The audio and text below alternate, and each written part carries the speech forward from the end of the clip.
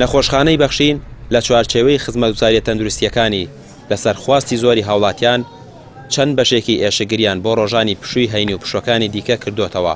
بەڕێوەبەری نەخۆشخانەکە دەڵێت خزمەتگوزاریەکانیان لە نەخۆشخانەکە 24 کاتژمێریە و بە باشترین ستافی تەندروستی و پزیشکیەوە خزمەتی هاوڵاتیان دەکەن. ئێمە نەخۆشخانەی بەخشین نەخۆشخانەیەکی فرە پسپۆڕیەوە سەرجەم ڕۆژەکان سەرجەم بەش و کلینیکانمان کراوەیە و بە تایبەتی بەهۆی ئەوەی کە خواستێکی زۆر هەبوو لە ڕۆژانی پشوو ڕۆژانی هەینی بە حکمەوەی کە خۆتان دەزانن دەوام لە کەرتی گشتی عوتڵەیە و نییە لەو ڕۆژانشدا خواست هەبوو لەسەر ئەوە کە ئێمە ئەو بەشانەمان هەبێت بۆیە ئێمە لە ڕۆژانی هەینیدا و پشوە فەرمیەکان چەند پسپۆریەکمان هەیە کە خزمەت دەکەن بە شێوەی خەفارەت.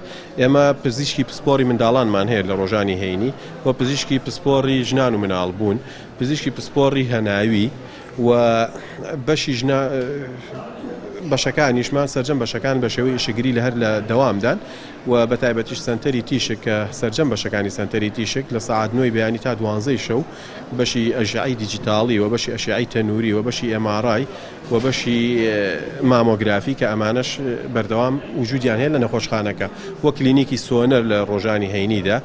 ئەم سنتەر و بەشانەمان هەیە و بەشەکانی تریش پسپۆریەکان ئەوەی کە پێویست بێت ئێمە بە شێوەی خەفارەت هەمانە لە حاڵەتێکە ئەگەر حاڵەتێکی تاری هەبێت و بێتە نەخۆشخانەکەمان وەکو بەشی چاو و بەشی مێشک و دەمار و میزەڕۆوە بەشی ئێسک و شکاییمان هەیە بە هەرمان شێوە و لەگەڵ بەشەکانی تریشە.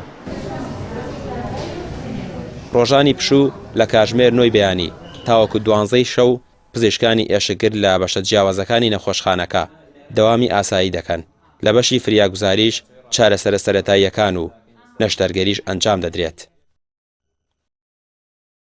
سنتەری تیشک لە نەخۆشخانەی بەخشین ڕۆژانی هەینی کراوەیە بەڕووی هاوڵاتیانە لە سەعات 9 بەیانی بۆ 12 شەو هەموو جۆرەکانی تیشک ئەگیرێت لە سنتەرەکەمان وەکو تیشکی تەنووری سیتیسکان، لەرەلەری مۆغناتیزی MRI، تیشکی مامۆگراف، تیشکی ئاسایی دیجیتال ئەکسڕەی و هەروەها سۆنەریش بە هەموو بەشەکانیەوە هەموو جۆرەکانی سۆنەریش لێرە ئەگیرێ.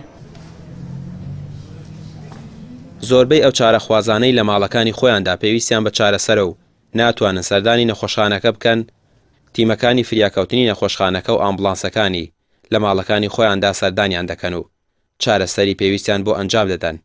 لە سەر و ئەوانەشەوە بەخشین ڕەچاوی دۆخی دارایی هاوڵاتیانی کردووە و لە سەرجەم بەشەکان داشکانی کردووە. ڕامیا ڕوسمان کەناڵی پێیام سلێمانی.